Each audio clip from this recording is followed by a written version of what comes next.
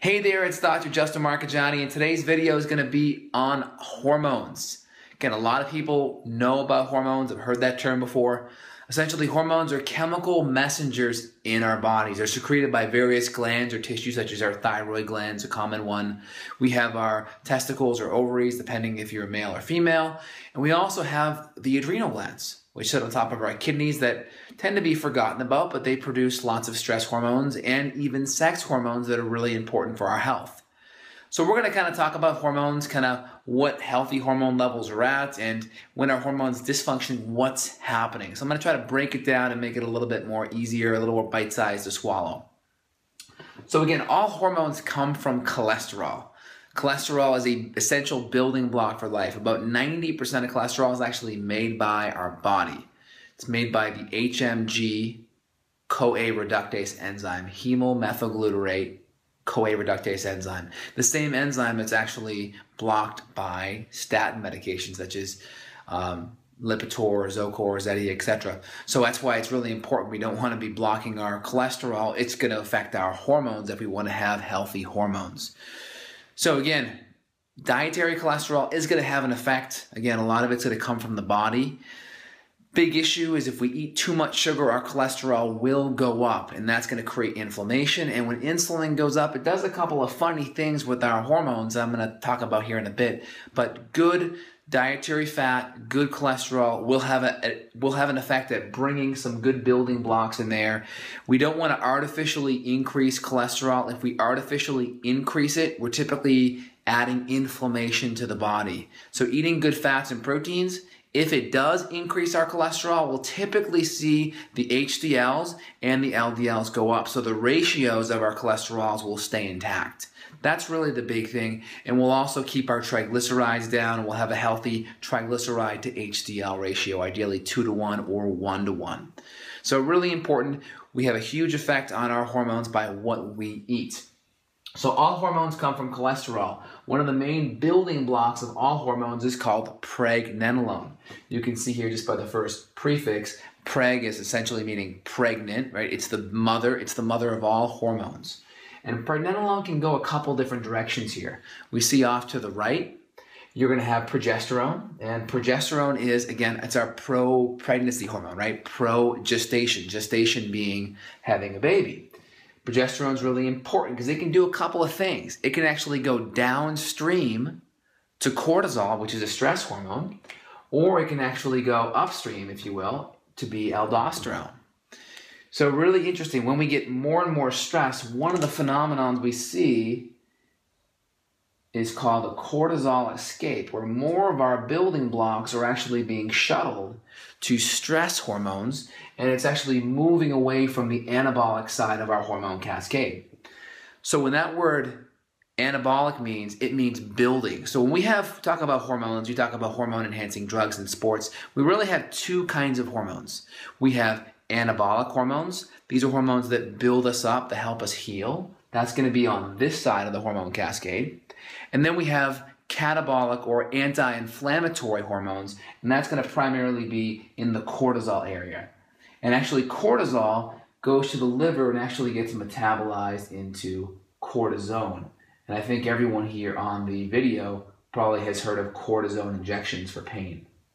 So this is the same kind of thing that our body This is the same kind of thing that an injection does, but our body creates it naturally. That's why when we're chronically in stress and chronically in pain and we're making more of this and this is going up, it's very rare that we have good energy when we are in pain because our hormones are chronically going to putting out the fire versus creating healthy energy and blood sugar. So if our hormones are going down here and not to healthy balance up here, then we're going to have less energy because we're trying to fight the inflammation, fight the fire in our joints, our back pain, our neck pain, our headaches.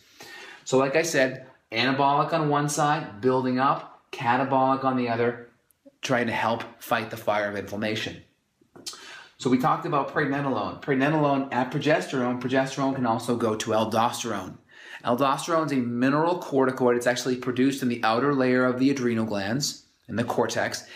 And its job is to basically hold on to minerals. It goes to the kidneys and it has the kidneys hold on to extra minerals.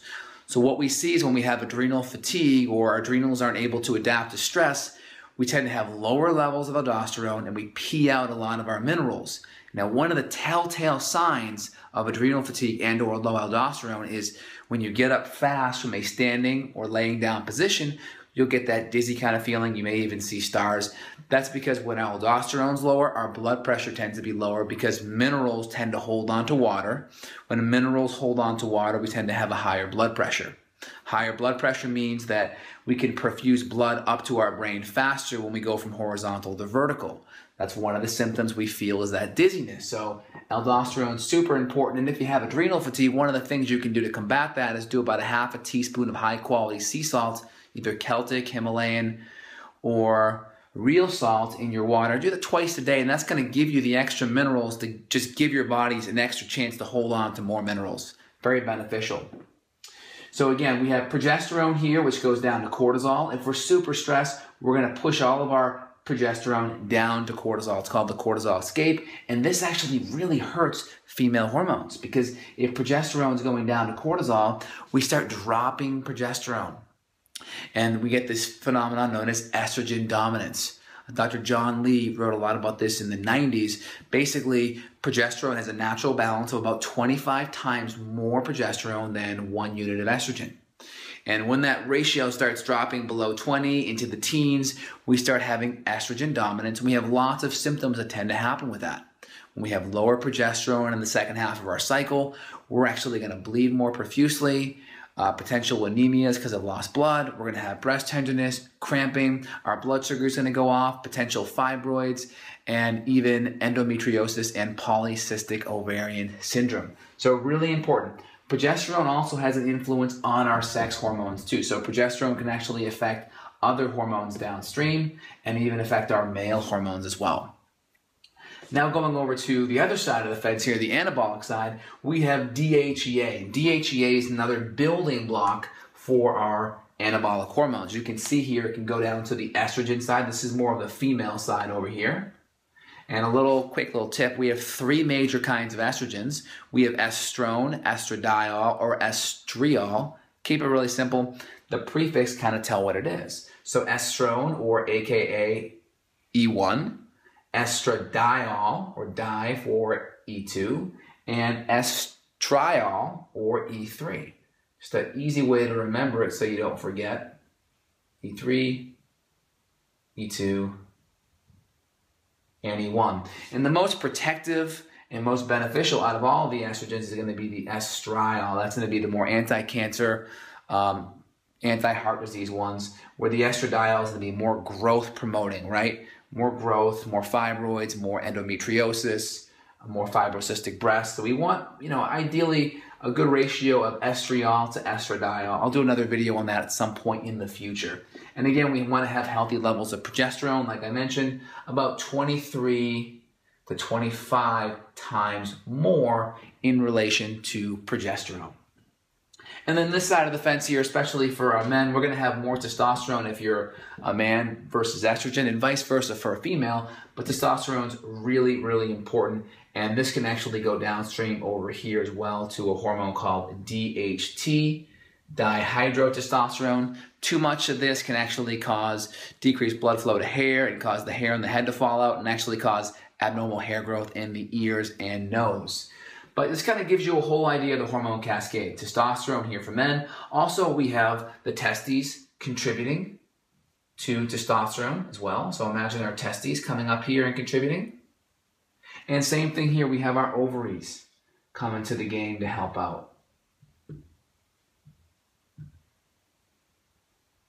So you can see here, a lot of people forget that our adrenal glands have this type of an effect on pushing our hormones and supporting our hormones.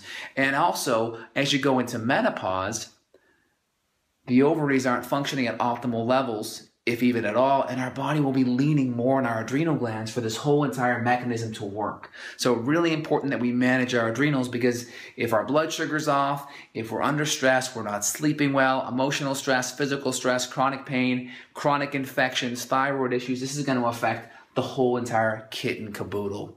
And I also want to connect the adrenal hormone cascade with the thyroid too, because the thyroid is one of my favorite hormones. We actually need cortisol we need healthy levels of cortisol for thyroid conversion. Too high, it'll actually block the conversion and it will increase or actually suppress TSH. And too low, we won't be able to convert it. So cortisol is really important for thyroid conversion. And we also need healthy levels of progesterone. Progesterone actually helps activate the TPO enzyme, the thyroid peroxidase enzyme, which actually helps bind iodine to the molecule tyrosine to actually make the thyroid hormone T4, which gets converted to T3. So progesterone and cortisol are vital for the formation of healthy thyroid hormone. So as you can see here, the take-home message is manage your stress, manage your blood sugar, make sure you're infection-free. If you have gut issues, you have to get the gut addressed because so many of my patients, their hormones off because they have hidden inflammation in their gut, and it's literally an energy drain that really throws off their hormones, and they could be sitting there with hormone creams and pills and herbs and trying to do all these different things, but it's really the problems in their gut. And a lot of times you may not have the conventional gut symptoms. You may not have the bloating, the gas, the diarrhea, the constipation. You may just have a critter there or something going on that's silent and is causing all these problems. So again, if you want to dig a little deeper and find out kind of where your hormones are at, or you have a challenging situation that you haven't got addressed yet, feel free and click on screen or reach out below. Also subscribe so you can get access to more of my videos. And I look forward to speaking with you soon. This is Dr. J signing off.